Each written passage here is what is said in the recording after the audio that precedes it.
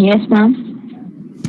Okay, first we start with the what is electromagnetics, EMF. What is electromagnetics? Electromagnetics is the study of charges.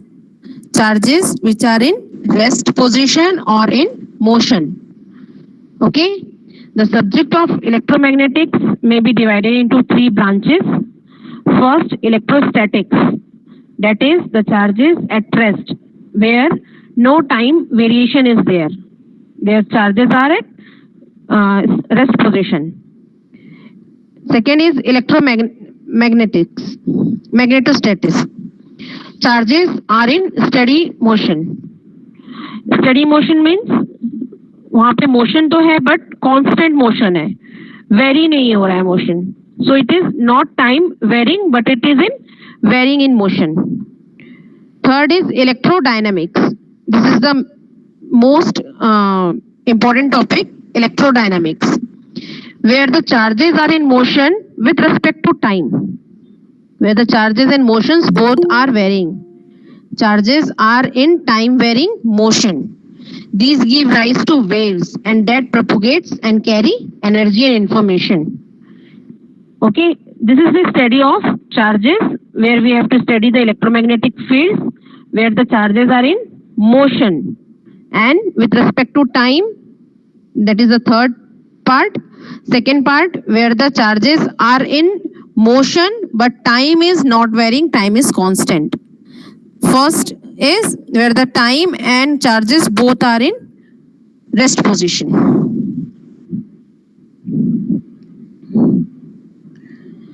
Now we know there are coordinate system in which these charges are calculated. Okay, these charges are calculated. So what is that? That is vector system.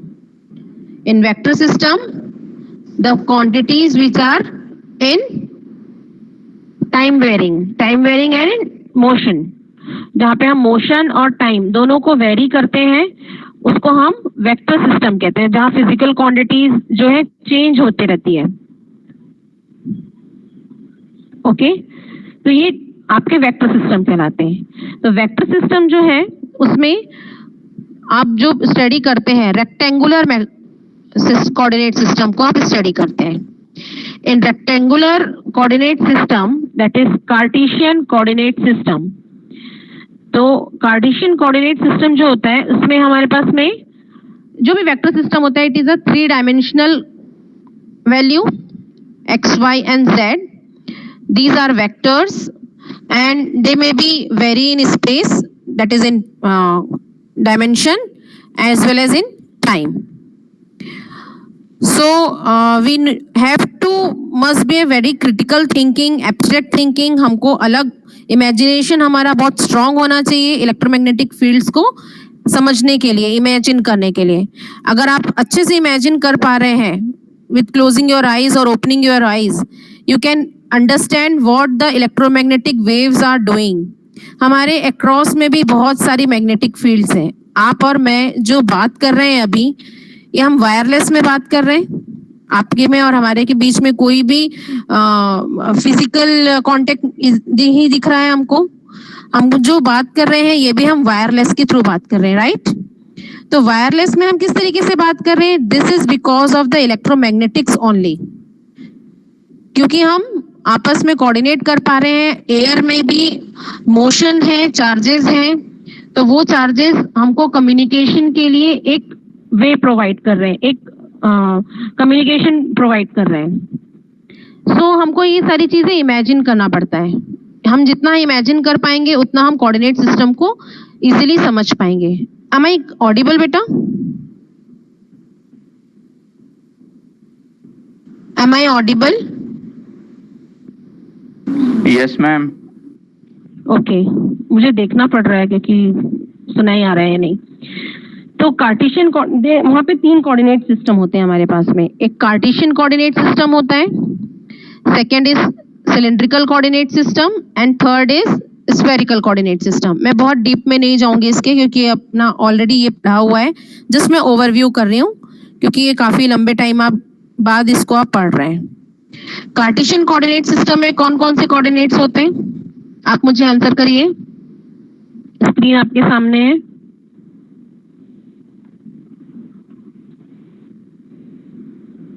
Yes, answer बेटा, it's a two way learning. आप answer करोगे, मैं समझाऊंगी, तभी समझेगा मुझे कि आपको clear हो रहा है या नहीं।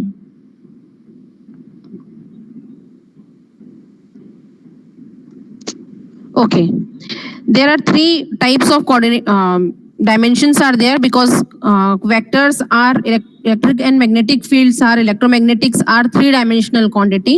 It has three dimensions: x, y, and z in Cartesian coordinate system.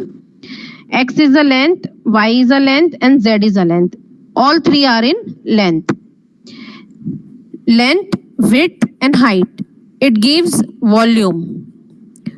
So incremental volume जो हम बात करते हैं, यहाँ पे जो आपका जो कोऑर्डिनेट सिस्टम बनता है, dx, dy एंड dz, जितना उसकी लेंथ रहेगी, जितनी इतनी हाइट रहेगी और जितना उसकी विड्थ रहेगी, उसके अकॉर्डिंगली हमारा एरिया बनेगा कि वहां पे चार्जेस कितना मूव हो रहा है कार्टेशियन कोऑर्डिनेट सिस्टम में। तो डिफरेंशियल लेंथ जो होती है, डिफरेंशियल लेंथ ds, अगर हमारा कोई भी एक वैल्यू जो है किसी के रेस्पेक्ट में हमको निकालना है, सपोज x के रेस्पेक्ट में निकालना है, तो हम इसको कांस्टेंट रखते हैं, y और z को वेरी करते हैं। तो डिफरेंशियल सरफेस जो हो जाता है, पहले हम डिफरेंशियल लेंथ की बात करेंगे। डिफरेंशियल लेंथ में dl, डिफरेंशियल लेंथ फर्स्ट, यहाँ आप देखिए ये जो दिख रहा है differential length dl is equals to dx ax plus dy ay plus dz az. This gives the value of differential length. ठीक है। Second is differential volume. एक पर्टिकुलर dx, dy और dz, ये तीनों भी वॉल्यूम के अंदर में आपका कितने चार्जेस प्रेजेंट है ये आपको कैलकुलेट करना है, तो पहले आपको वॉल्यूम मालूम होना चाहिए। तो डिफरेंशियल वॉल्यूम हम कैलकुलेट करेंगे, उसके रेस्पेक्ट में हम चार्जेस को कैलकुलेट करते हैं। तो dy is dx, dy, dz for Cartesian system, and differential surface with respect to x is ds dy dz with respect to a cap x और unit vector of ax। Unit vector हम इसलिए निकालते हैं क्योंकि उसके respect में हम calculate कर रहे हैं। सिमिलरली y के रेस्पेक्ट में हम निकालेंगे तो ds differential surface is equals to dx dz a cap phi, and with respect to z ds is dx dy a cap z और unit vector of az. This is for Cartesian system. I'm just giving the overview, not going in depth, okay? This is the cylindrical coordinate system. In cylindrical coordinate system, again there are three values, three quantities. क्योंकि cylindrical shape में है, जब हम rectangular में बात कर रहे थे तो सारे आपके length थे, but जब हम cylindrical system में बात कर रहे हैं तो यहाँ पे angle आ जाएगा। एंगल आ जाएगा, एंगल आएगा, सिलेंड्रिकल शेप में है तो रेडियस रहेगा उसका। रेडियस जो हम कैलकुलेट करते हैं that is from centre, it is rho, और जो उसका एंगल बनेगा जीरो ओरिजिन से, वो रहेगा किसी भी, मतलब एक पॉइंट P है, सपोज एक पॉइंट P है, उस पॉइंट P पे आपका सिलेंड्रिकल कोऑर्डिनेट सिस्टम में अगर चार्ज प्रेजेंट है तो हम सेंटर से वहां तक एक रेडियस ड्रॉ करेंगे। उस रेडियस की जो लेंथ रहेगी वो कहलाएगी rho. Angle with respect to x, x जो क्वांटिटी है हमारा, x क्या होता है, सरफेस होता है, तो यहाँ पे x जो लेंथ रहेगी, x दिख रहा है आपको, ये वाली जो length, this is x। x के रिस्पेक्ट में जो एंगल बनेगा रेडियस दैट इज फाई, और z is the height of the cylinder, z is the height of the cylinder। तो कोऑर्डिनेट सिस्टम जो आपका बनता है for cylindrical coordinate system is rho, phi and z। Cartesian में x y z, cylindrical में rho phi z। Now come to the differential length. Differential length is d rho a cap rho plus rho d phi. Rho d phi क्यों किया हमने? क्योंकि phi is a angle, अगर उसको हमको coordinate बनाना है, x के रेस्पेक्ट में लिखना है, तो उसको हम रो के साथ में, रो को कांस्टेंट रख के फिर फाई के रेस्पेक्ट में डिफरेंशिएट करते हैं। तो it gives the value of length, क्योंकि हमको लेंथ निकालना है। किसके रेस्पेक्ट में लेंथ निकालना है? फाई की निकालना है, but with respect to rho. तो it becomes rho d phi मतलब ए कैप फाई। तो differential length d rho a cap rho plus phi d phi plus multiplied with a cap phi plus dz az. Rho and z are the length, but phi is a angle. So angle को जब हमको length में convert करना है तो हम rho के respect में कर रहे हैं, इसलिए यहाँ पे rho multiply किए. Okay. Next is differential volume for cylindrical coordinate system. तो ds is rho d phi dz. जहाँ पे भी हम फाई की वैल्यू लिखेंगे उसके साथ में हम रो को मल्टीप्लाई करेंगे लेंथ के रेस्पेक्ट में लिखने के लिए।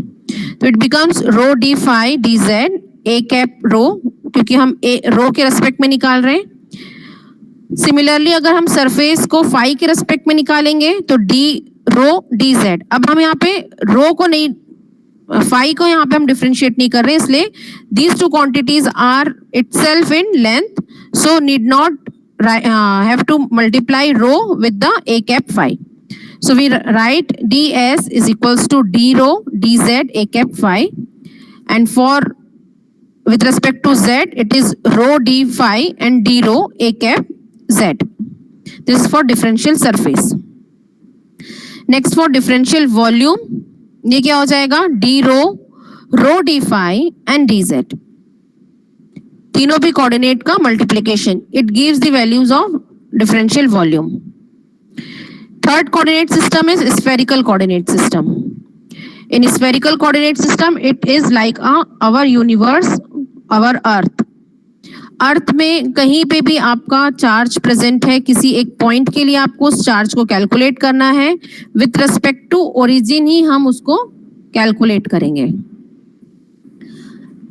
तो विथ रेस्पेक्ट टू ओरिजिन उसको हम कैलकुलेट करेंगे, तो यहाँ पे दो रेडियस आ जाएंगे, अब आपके दो एंगल आ जाएंगे। एक तो आपका वो पॉइंट ओरिजिन से एक लाइन ड्रॉ करेंगे, रेडियस निकालेंगे, रेडियस ऑफ द स्फीयर करेंगे, वो पॉइंट मिलेगा हमको। एक एंगल बनेगा हमारा z के रेस्पेक्ट में, हाइट के रेस्पेक्ट में, और एक एंगल बनेगा हमारा लेंथ जो बेस है उसके रेस्पेक्ट में, एक बेस के रेस्पेक्ट में, एक हाइट के रेस्पेक्ट में, कि कितने बेस पे है, कौन सी ओरिजिन से कितना दूर है और उसकी कितनी हाइट है। तो स्फेरिकल कोऑर्डिनेट सिस्टम में two angles are there and one is length. So it again become three-dimensional quantity r, theta and phi. R is radius of sphere, theta is angle making by r with respect to z for height, and for d phi angle make by rho with respect to x, means base से उसका कितना distance है उसके लिए. So it gives the value of coordinate system for spherical coordinate.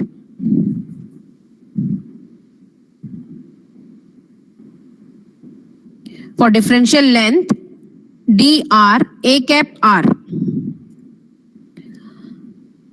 theta is with respect to, ये height के लिए हम निकाल रहे हैं इसलिए हम यहाँ पे r मल्टीप्लाई कर रहे हैं. ये कोऑर्डिनेट देता है, लेंथ के लिए हमको निकालना है तो थीटा के साथ में लेंथ मल्टीप्लाई करती है उसको कैलकुलेट करने के लिए, डायमेंशंस इक्वेट करने के लिए. D r d theta and rho d phi. Rho is r sine theta, rho is equals to r sine theta होता है in Cartesian cylindrical coordinate system में. तो उसको हम इक्वेट करते हैं रो डी फाई को आर साइन थीटा के रेस्पेक्ट में. R sine theta d phi a cap phi. Differential surface, ये क्लियर हो रहा है कि बेटा, जिसमें ओवरव्यू कर रही हूं. मैं बहुत ये फास्ट में आपको ले रही हूँ, इसके ज्यादा डेप्थ में नहीं जा रही हूँ. क्लियर हो रहा है आपको?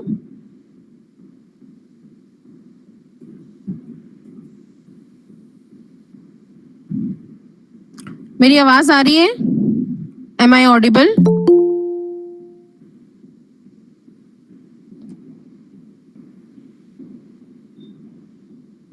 M I audible?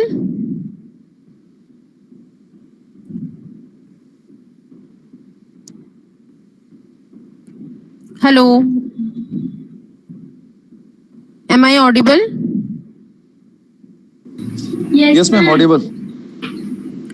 बेटा आंसर नहीं कर रहे हैं कोई भी, ऐसा लग रहा है सब स्क्रीन चालू करके बैठे हैं.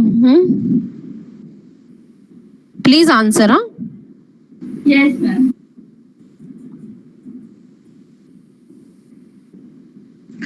next is surface, differential surface. It is r sin theta d phi r d theta a cap r. जब हम सरफेस निकालते हैं तो किसी एक कोऑर्डिनेट, एक डायमेंशन के रेस्पेक्ट में निकाल रहे हैं हम. अगर r के रेस्पेक्ट में निकालेंगे तो डी आर नहीं आएगा, बाकी की दो क्वांटिटीज आएंगी और वो लेंथ के रेस्पेक्ट में आएंगी. तो लेंथ के रेस्पेक्ट में हम लिख रहे हैं फाई को, तो r साइन थीटा बनेगा, और थीटा लिखेंगे तो r डी थीटा बनेगा. सिमिलरली जब हम थीटा के लिए लिखेंगे तो r sine theta d phi d r, और यहाँ पे जो डिफरेंशिएशन होगा वो डी थीटा नहीं रहेगा क्योंकि यूनिट वेक्टर आ गया आपका a theta. Third is d s, differential surface for a cap phi, so it is r d r theta. So we can write as r d theta a cap phi.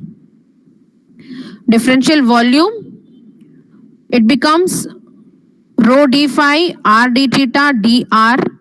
Rho is equals to r sin theta d theta d phi r d theta dr. So we can write r square sin theta dr d theta d phi for differential volume. Okay, so this is the coordinate system, three-dimensional coordinate system, in which Cartesian system has x, y, z variables. Cylindrical coordinate system has r, phi, z, and spherical coordinate system has r, theta, phi. This is the conversion methods we have already done. Now come to the topic. Our topic, today's topic is Coulomb's law. What is Coulomb's law?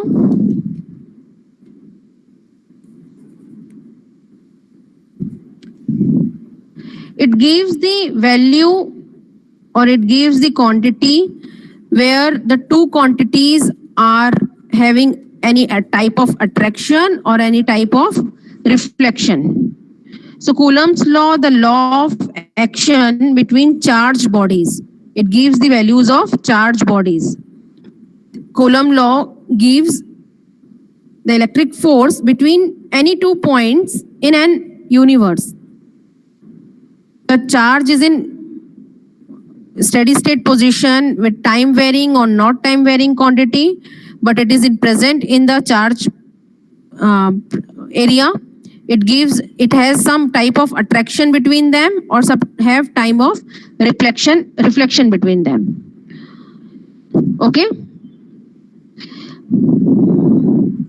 A point charge is a charge that occupies a region of space which is negligibly small compared to the distance between the point charge at any other object.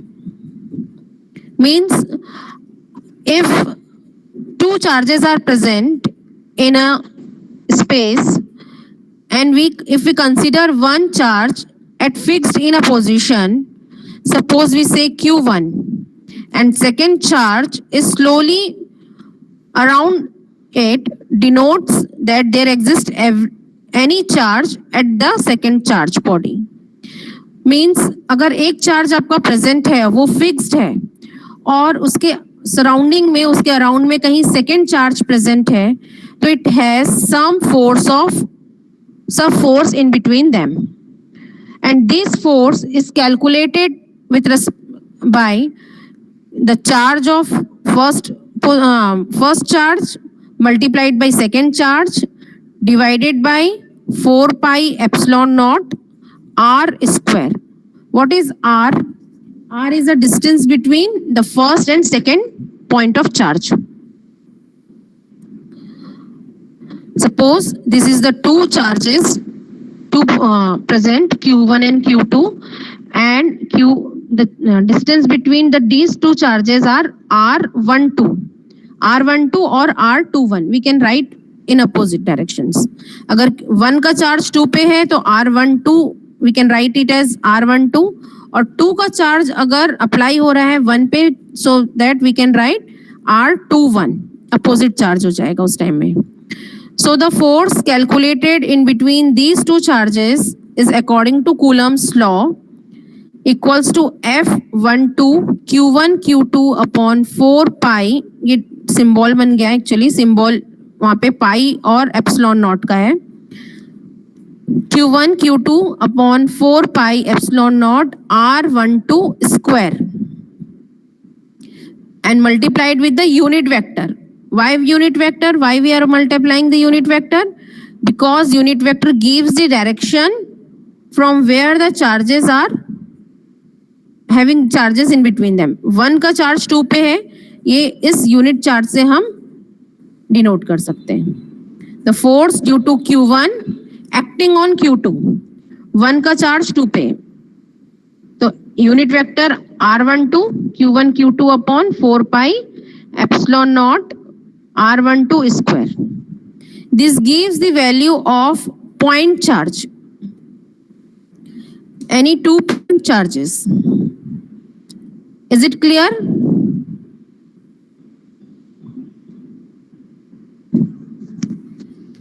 Is it clear?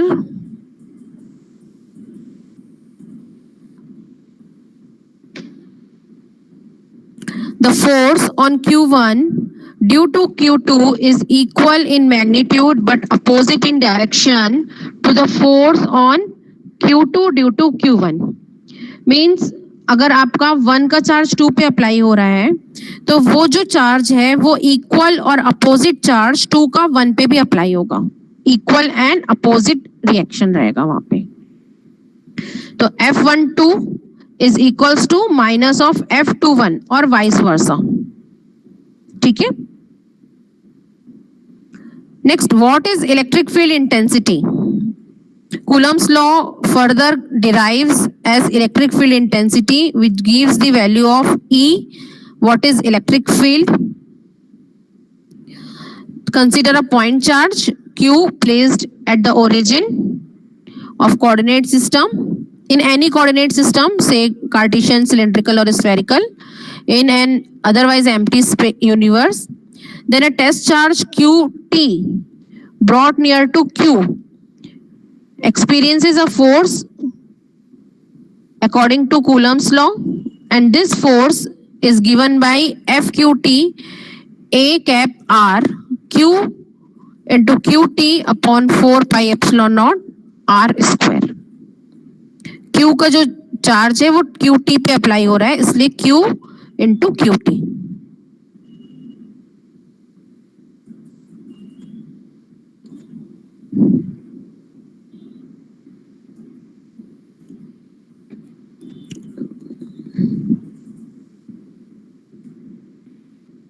Coulomb's law to a point charge.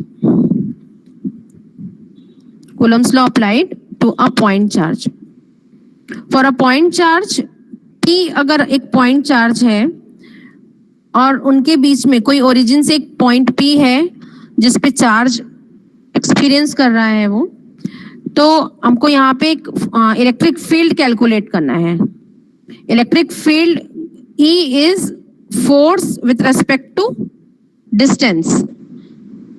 So जो हमने Coulomb's law apply किया है Q1 Q2 upon 4 pi epsilon naught R1 square, तो if we divide F divide by Q1, F divide by Q1, it gives the value of E. Force with respect to distance अगर हम calculate कर रहे हैं तो it gives the value of E, electric field intensity, and the unit of electric field intensity is volt per meter. Volt per meter. So point charge अगर हमको निकालना है E with respect to R, it gives Q into R 4 pi epsilon naught R cube.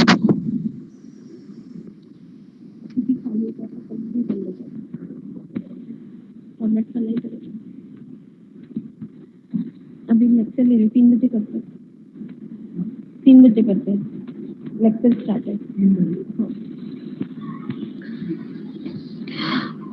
So it gives where R is R minus R dash, means जो distance है आपका, एक point है आपका P, दूसरा पॉइंट है Q। सो ओरिजिन से P का जो डिस्टेंस है वो R है और Q का जो डिस्टेंस है वो R डैश है। अब इन दो पॉइंट के बीच में हमको जो कैपिटल R दिख रहा है आपको, उस दो पॉइंट के बीच में हमको कैलकुलेट करना है, दिस 2 पॉइंट चार्जेस के बीच में।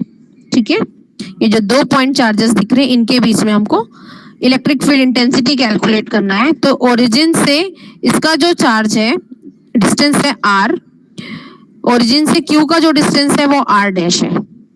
तो ये जो इक्वेशन है R is equals to R minus R dash, और capital R is equals to mod of R minus R dash.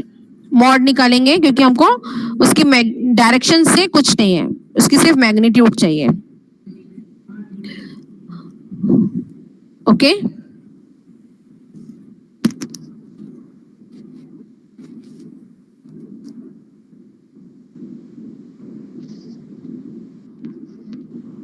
यहां तक समझा गया बेटा आपको?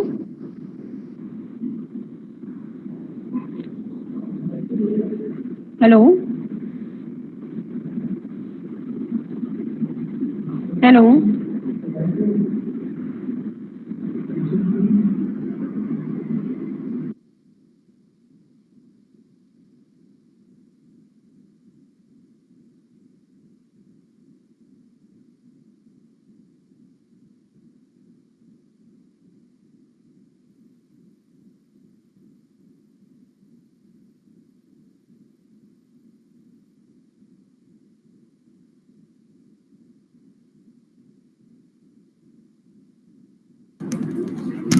Hello Yes, ma'am. बेटा, यहां तक समझ में आया आपको पॉइंट चार्ज तक? Yes, ma'am. क्या होता है point charge?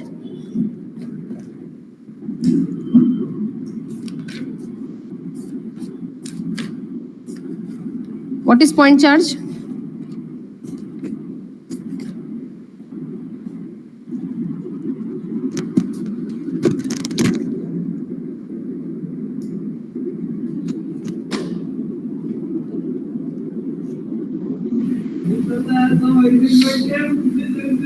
The charges in between the 2 points are point charge. Okay, kept at a distance from origin. अगर कोई origin से किसी distance पे रखा हुआ है तो वो दो चार्जेस के बीच में जो हम पॉइंट कैलकुलेट करेंगे, जो चार्जेस कैलकुलेट करेंगे उन दो पॉइंट्स के बीच में, वो पॉइंट चार्ज कहलाएगा। Next for the line charge, इसमें क्लियर नहीं है।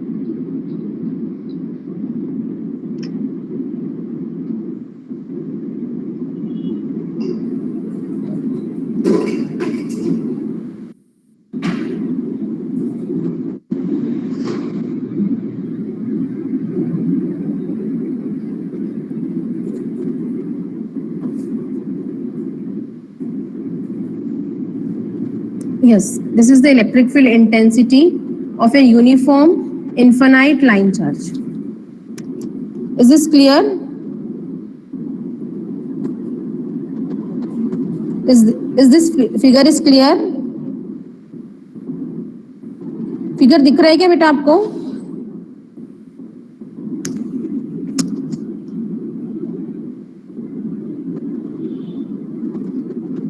शफीक सर? Yes ma'am. बेटा आप लोग हो या नहीं हो मुझे समझ में ही नहीं आ रहा है।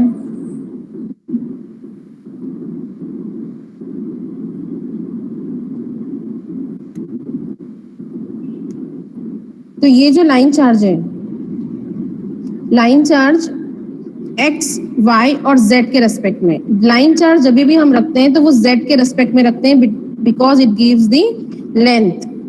तो line charge is given as rho l d l, rho l d l, rho l और डी एल क्या है यहाँ पे, किसके रेस्पेक्ट में हम निकाल रहे हैं? With respect to z, rho l d z के रेस्पेक्ट में निकाल रहे हैं। तो लाइन चार्ज जो दो कोऑर्डिनेट है वो क्या हो जाएंगे आपके? 0 0 डैश, 0 0 डैश हो जाएंगे।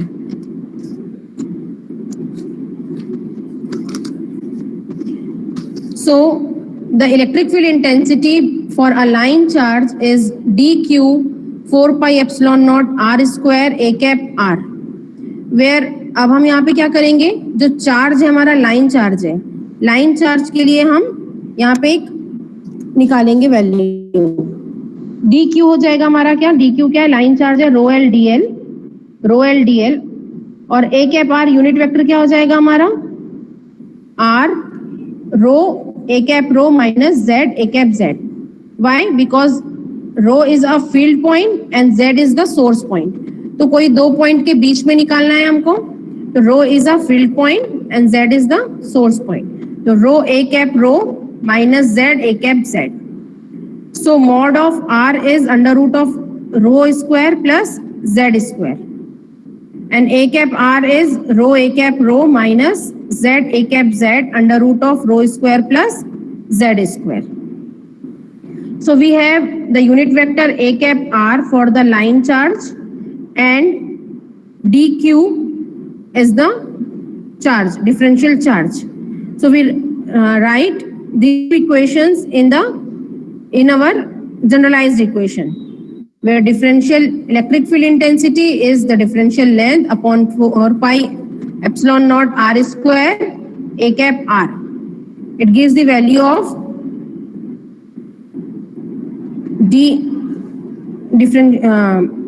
del of E is equals to rho L dz, because line charge is kept with respect to z axis. 4 pi epsilon naught rho square plus z square, ये जो हम रख रहे हैं ये किसकी क्वांटिटी है? ये a cap r की वैल्यू है। a cap r की वैल्यू न्यूमरेटर में है rho a cap rho minus z a cap z divided by under root of rho square plus z square, और ये जो क्वांटिटी है दिस इज 4 pi r और स्क्वायर, एंड ये जो वैल्यू है ये dq की वैल्यू है। ये हमने सब्स्टिट्यूट किए, देन इक्वेट करेंगे तो हमारे पास क्या आएगा?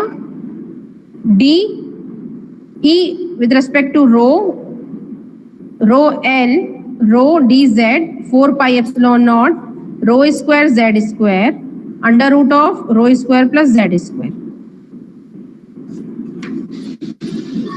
जब हम रो के रेस्पेक्ट में इसको रखते हैं और लिमिट्स पुट करते हैं, लिमिट्स जो रहेगी हमारी z की लिमिट्स क्या हो सकती है लाइन चार्ज की? माइनस इंफिनिटी से प्लस इंफिनिटी तक हो सकती है। तो इसको हम डिफरेंशिएट करेंगे Ez because the array is skipped, that is why a cap is neglected. So this equation is equals to differentiated with respect to minus infinity to plus infinity. Rho L rho dz upon 4 pi epsilon naught rho square plus z square 1 to the power 1 plus 1 by 2 becomes 3 by 2. ठीक है, इसका power root over का power कितना होता है 1 by 2, तो 1 by 2 plus 1 is equals to 3 by 2। तो ये हमने यहाँ पे एक जो जनरलाइज्ड इक्वेशंस थी उसको हम यहाँ पे सिंप्लीफाई करके बनाए। Now z is equals to rho tan theta. So d theta is rho sec square theta d theta. Theta is tan inverse of z by rho. We are putting the limits. अब limits put करने के बाद में जब हम simplify करते हैं rho D रो क्या बन गया, हमारी लिमिट्स चेंज हो गई, माइनस थीटा के रेस्पेक्ट में हो गया अभी ये, क्योंकि हमने इसको सब्स्टिट्यूशन मेथड से किए। सब्स्टिट्यूशन मेथड्स में हमारी जो लिमिट्स थी प्लस माइनस इन्फिनिटी से प्लस इन्फिनिटी, अब ये क्या हो गई माइनस पाई बाई 2 से प्लस पाई बाई 2। तो integration of minus pi by 2 to pi by 2 is rho l rho square sec square theta d theta upon 4 pi epsilon naught rho square plus ये क्या था z था, तो रो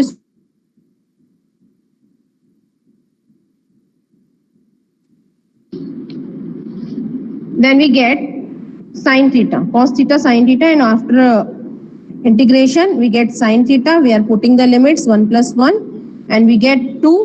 2 divided by 4 becomes 1 by 2. So the line charge, infinite line charge for a Coulomb's law, it gives E rho is equals to rho L 2 pi epsilon naught rho. This gives the value of line charge. Okay, first is of point charge. Point charge क्या था, Q1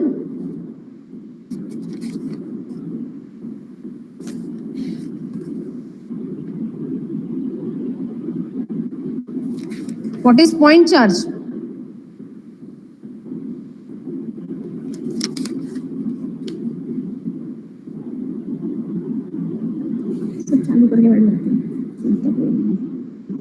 What is point charge here?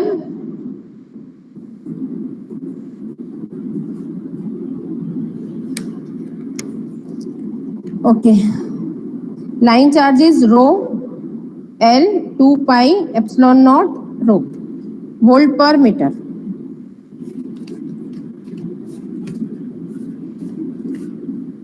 Last topic is surface charge. Surface charge or sheet of charge.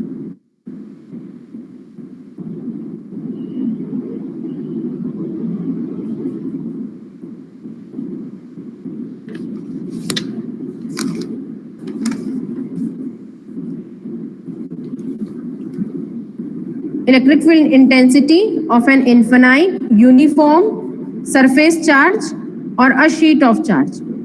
कोई अगर एक sheet of charge कहीं placed है universe में और उसका हमको सरफेस का चार्ज कैलकुलेट करना है, तो वो कहाँ पे रहेंगी, y एक्सिस पे प्लेस रहेंगी, y एक्सिस में प्लेस रहेंगे और उसके अकॉर्डिंगली हम उसका शीट ऑफ चार्ज को कैलकुलेट करते हैं। So sheet of charge is rho l length of the sheet and width of the sheet.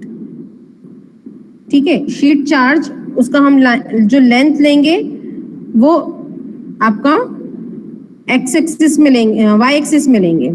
ठीक है, let us consider a surface rho s coulomb per meter square on z equals to 0 plane, that is it lie along the y and z plane.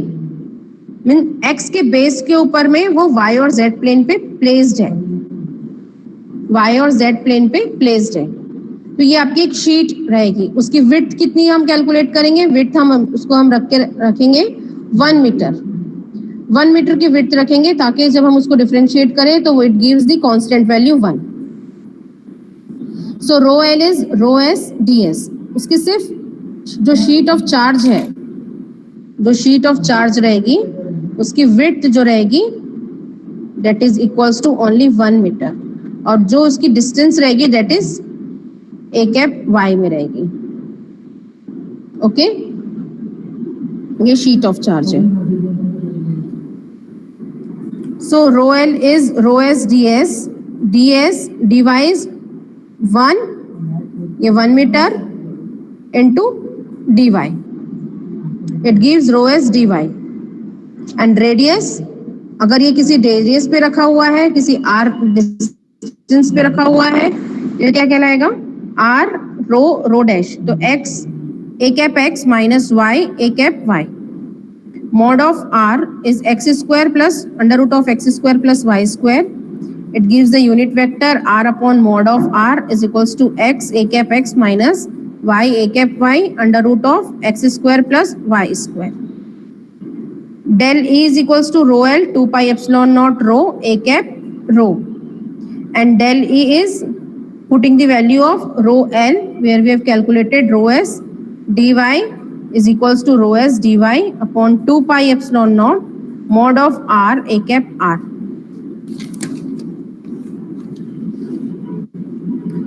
So differential electric field E dE is rho S dy on substituting all the values of differential charge, and here the differential charge is sheet of charge where it is width as 1 meter and distance is width is y length.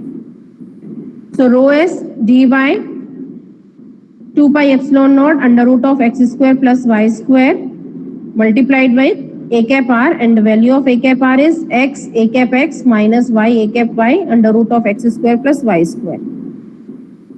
On substituting, on simplification, we get rho s dy x a cap x. Y a cap y is cancelled out because it has a cap y component. तो ये जो component है, it gives the cross product of del y and a cap y is 0. So it becomes 0. Only remaining is x a cap x.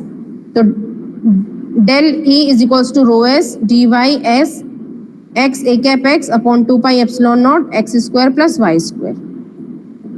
Again एक इसको simplified equation बनाने के लिए हम इसको माइनस इन्फिनिटी से प्लस इन्फिनिटी तक इसको इंटीग्रेट करेंगे ताकि हमारे पास में एक सिंप्लीफाइड इक्वेशन आ जाए for any value any limit, उसकी जो भी वैल्यूज रहेंगी, जो भी उसकी विड्थ रहेगी, उसको हम यहाँ पे पुट कर सकते हैं.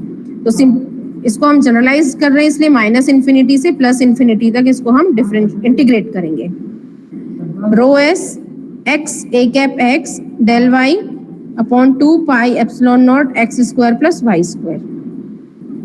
So rho s upon 2 pi epsilon naught from minus infinity to plus infinity x upon x square plus y square into dy. The constant values are kept outside and the differential values are kept inside the bracket. The rho s 2 pi epsilon naught, it gives tan inverse of y by x from minus infinity to plus infinity. Rho s 2 pi epsilon naught, putting the limits tan inverse of y by x, that is pi by 2 and plus pi by 2. On putting the values, it gives E is equals to rho s 2 epsilon naught a cap x. This is the electric field intensity for sheet of charge with respect to a cap x. This is normal अगर हम x के respect में रख रहे हैं. If we kept the sheet of charge with respect to y, it becomes y के respect में रखेंगे तो it becomes a cap y, z के रेस्पेक्ट में रखेंगे तो a cap z. So it becomes, for generalized equation, the direction of surface charge or sheet of charge E is equals to rho s upon 2 epsilon naught a cap n volt per meter. Okay, any doubts? Any doubt?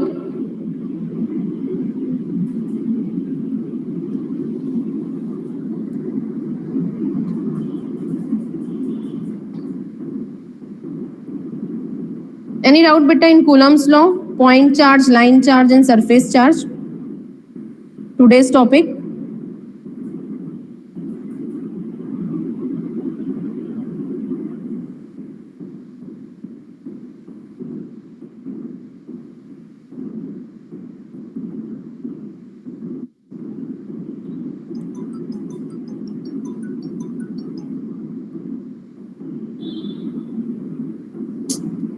Shafiq sir,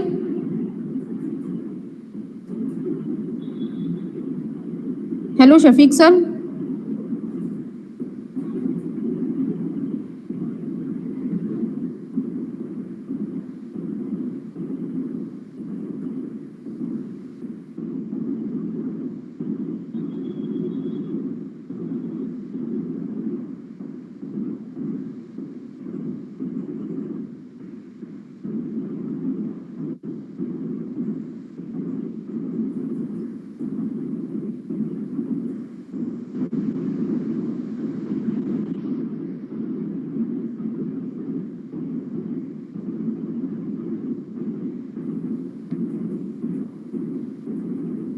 Shafiq sir, जी ma'am. हाँ, questions कुछ नहीं पूछ रहे हैं बच्चे, मेरे तरफ से एक्सप्लेनेशन पार्ट ओवर है। जो तो आज ठीक का है ना मैम, topic फिर था, एंड कर लेते हैं। है ना। मेरा जो ठीक है। टॉपिक था कूलम्स लॉ के ऊपर में, point charge, line charge and surface charge,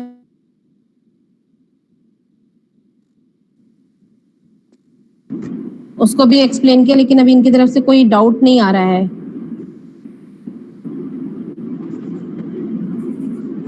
hello hello Shafiq sir,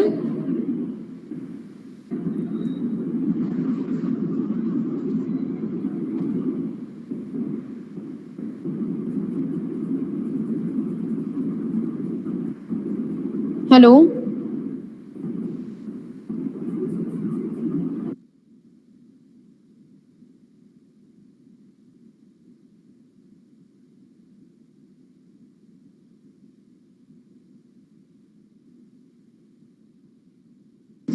जी मैम बोलिए ना। हेलो।